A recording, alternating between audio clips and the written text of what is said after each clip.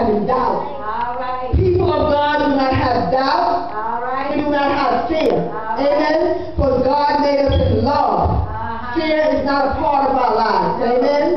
Yeah, though the doctor might tell you that you're going to die. But to be absent with the body is to be present with the Lord. So we don't need to be afraid about any report that the doctor says. But you got to believe whose report?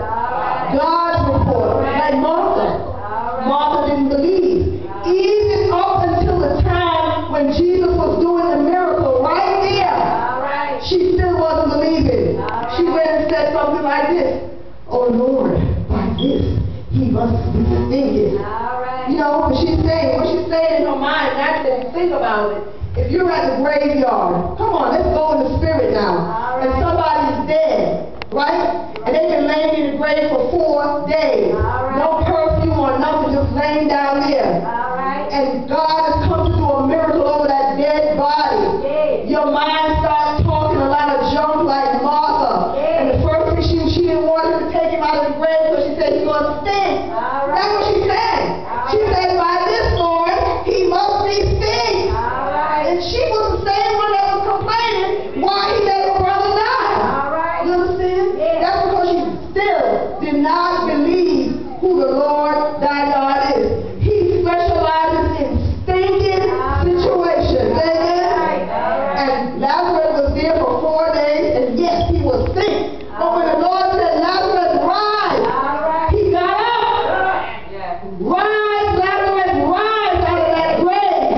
And he shook the grave clothes off, and he got up. Amen? So we got to believe. And the thing that I like, we talking about Mary, but the whole bottom point of this is to believe.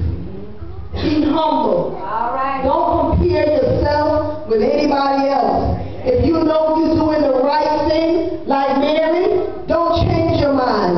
Don't get up and do no work when you're learning about the Lord thy God. No matter how they tell you, come on and help me. But when you're learning about the Lord, don't let anybody distract you from learning about the characteristics of the Lord thy God. But because she learned about the Lord and she knew about his characteristics, she was able to touch his heart. Amen. And when we want results from God, we got to know how to touch his heart. We cannot pray to God with a nasty, stinking attitude and expect to get our answer.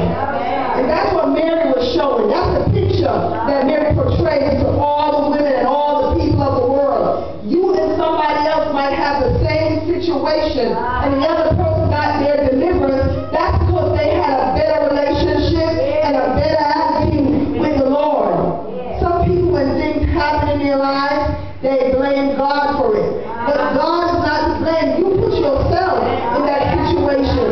When you walk away from God, when you begin to fornicate, when you begin to smoke crack and do everything out of the will of God, and your vocal cords and your pipe is broken, and you got a hole